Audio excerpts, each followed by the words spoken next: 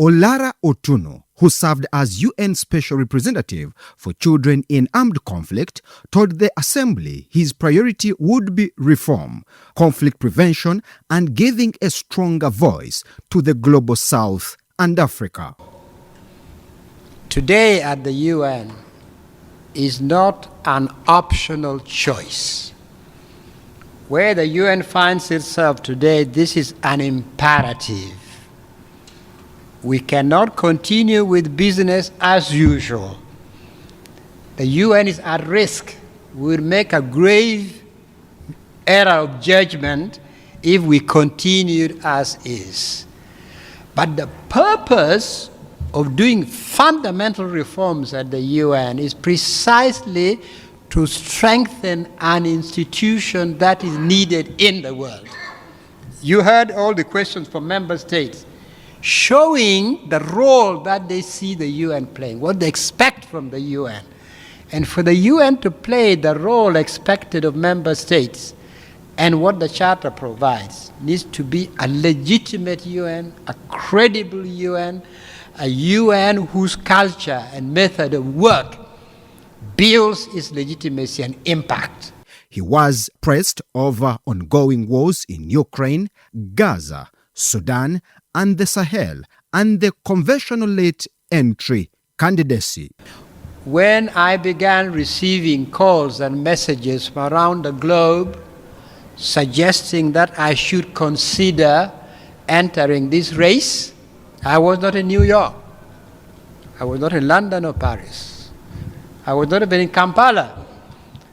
I was deep in the womb of the countryside in northern Uganda. Why? Because as you may remember, very few places suffered as northern Uganda as a result of 20 years of war and encampment. This is the place that you remember the Under-Secretary General for Humanitarian Affairs once called the worst forgotten crisis in the world. So for the last 5 years or so, I've been working together with others, with the community, building a non-partisan, across-the-board movement to restore, to rebuild, to resuscitate this once progressive, dynamic society, which is now a shadow of its former self. The Declaration on the Right to Development was adopted by the UN General Assembly in 1986, that is 40 years ago.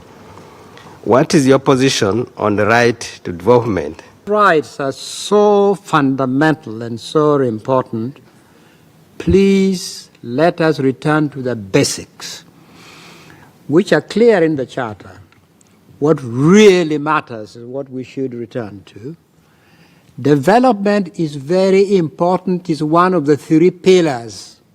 Otunnu is one of the candidates eyeing the position. The selection process will run through 2026, with the General Assembly expected to forward a recommendation to the Security Council. What is your concrete plan if you get elected, as a Secretary General, to promote genuine reconciliation between Palestinians and Israelis, especially among younger generations, in order to build lasting peace based on the principles of the United Nations Charter?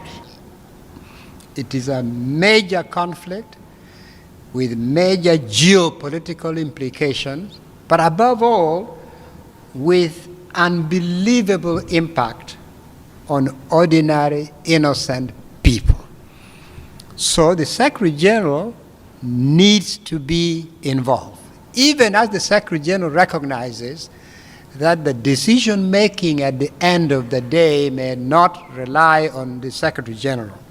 But the Secretary General must be engaged, must visit, must talk to the parties in conflict, must see opportunities where he or she might suggest something useful, and must continue to highlight this situation for the world to see. Whether member states will back an African candidate remains to be seen, but for Uganda, Otunnu's bid puts the country back at the center of global diplomacy. Tumwine Byaruhanga, UBC News in New York. That ends the day for us. Thank you.